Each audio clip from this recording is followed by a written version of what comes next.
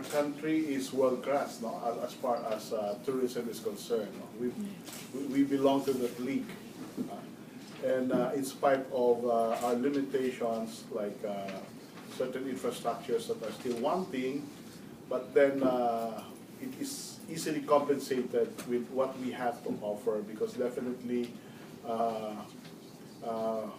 our guests here in the Philippines enjoys more the hospitality, their experience with our people, because what makes this country beautiful is our people. So that is basically our best attraction that we can offer. It's our people, actually. Are there tourism forecasts for this year that you're still trying to push, or have we actually met yung mga goals natin for tourism for this year? Well, the President has set a very ambitious goal, and that is to be able to come up with at least 10 million foreign visitors by the end of his term. And so far, I would say we're on track, no? Except for last year, because of the calamities that struck the country. We were not able to hit the 5 million mark, but we almost hit it. And if we are to talk about domestic tourism, we have more than hit the target, but going into the foreign market, there is a growth of 9.56%.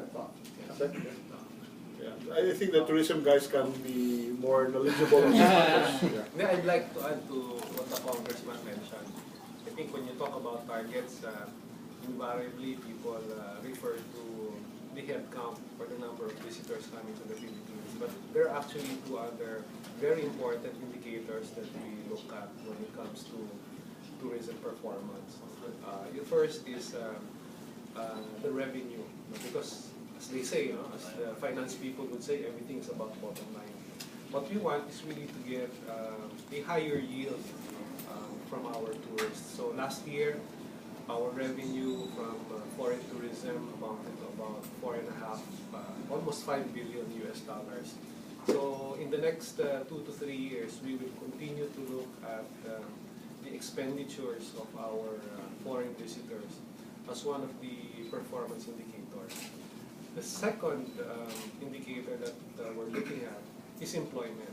Again, tourism has to be inclusive. It cannot be just confined to a few stakeholders. So when you talk about employment, right now there are about 3 million Filipinos who are directly and indirectly employed in tourism. Our target by 2016 is to bring it up to about 6.5 million Filipinos. So employment is very important. I think the record numbers of buyers and sellers that we have here in PHITEX today is a very strong proof of how Filipinos have embraced the campaign and have rallied behind it, the same way we have rallied behind Gilas Filipinas. And when you talk about the number, again, the record number of foreign buyers, I think it's a reflection of how much or how they appreciate the potential of the Philippines as a competitive and fun destination here in Asia. Sir, 2 questions about the indicators you've mentioned. You said you are aiming for higher yield, higher expenditures. Do you have a target? Yes. Right now, like I said, for 2013, our estimate is that we generated about 4.5 billion US dollars per tourist. On average, each foreign tourist coming to the Philippines spends about $1,000 during this entire stay.